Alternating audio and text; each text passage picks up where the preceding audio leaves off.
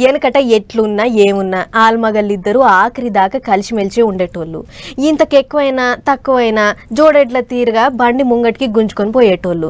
కానీ ఇప్పుడు సంసారం సగం దినాలకే ఎల్లెలుకలు పడుతుంది. ఇడుపు కాగితాలు తీసుకొని నీ దారి నీది నా దారి నాది అన్నట్టు చేస్తుర్రు చాలా మంది. ఆయన మనకెందుకు, ఎవరి ఇష్టం వాళ్ళది. కానీ ఇగో అట్లే ఇక్కడ ఓ ఇగ్రవంతుడు 3వ లగ్గం చేసుకున్నాడట. అరుసుకొని వద్దాం పారు. ఇద్దరు మంచిగా లేరు, ఇద్దరికి ఇడుపు కాగితాలు అవుతున్నాయట అని నాళ్ళ సంది సోషల్ మీడియాలా పొట్టు ముచ్చట్లు నడుస్తుండే. పాకిస్తాన్ పాత క్రికెటర్ ఆటగాడు షోయబ్ మాలిక్ సానియా మిర్జాల మీద ఇప్పుడు అనుకున్నట్టే సానియాకు ఇడుపు కాగితాలు ఇచ్చి పాకిస్తాన్ లో సనా జావేద్ అనేటి ఇంకో పిల్లను లగ్గం చేసుకుండట.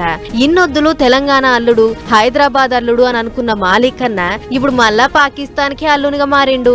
ఇంకో పెద్ద ముచ్చటేంటిదంటే మాలిక్ అన్నకు ఇది 3వ పెళ్ళట. ముందుగల పాకిస్తాన్ పిల్ల ఆయేషాను లగ్గం చేసుకుండట. మొదట ఆమెతోని మోక్షం లేదని రెండో కామె కోసం దేవులాడుతుంటే సానియా దొరికింది. అట్లా గామెతోని 10 ఏళ్లు కాపురం చేసినాక ఇద్దరు నడుమ ఏడబెడిసిందో ఏమో ఇప్పుడు ఆమెకు కూడా ఇడుపు కాగితం ఇచ్చి కొత్తగా పెళ్లి చేసుకున్న సంబరంలా 3వ పెళ్లి ముచ్చట కొత్తగా చేసుకున్న పెళ్లి పిల్లతోని దిగిన ఫోటోలు సోషల్ మీడియాలో ఇడిచిపెట్టిండు.